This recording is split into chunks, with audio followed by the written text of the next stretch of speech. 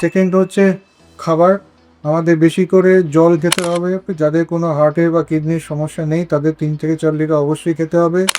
আর যারা বাইরে রোদে কাজ করছেন, রাস্তায় রাস্তায় ঘুরতে হচ্ছে বা খেতে খামারে কাজ করছেন, তাদের অবশ্যই মিনিমাম 5 লিটার করে জল খেতে হবে। সঙ্গে একটু করে সাইট্রাস ফ্রুটস যেমন লেবু জাতীয় বেশি রিচ খাবার বা যেগুলো মাংস, ডাল, ছোলা, বাদাম এগুলো যদি কম খান তাহলে ইনফেকশনের চান্স অনেক কম থাকবে। আর বাথ কন্ট্রোল মেথড অনেকে ইউজ করে, রিকারেন্ট ইনফেকশনের চান্স থাকতে পারে।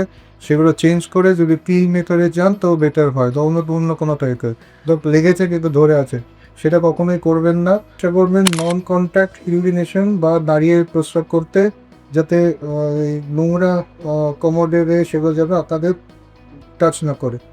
এগুলো মোটামুটি যদি মেনে চলে তাহলে আপনার ইউরিনারি ট্র্যাক্ট ইনফেকশনের চান্স অনেকখানি কম থাকবে।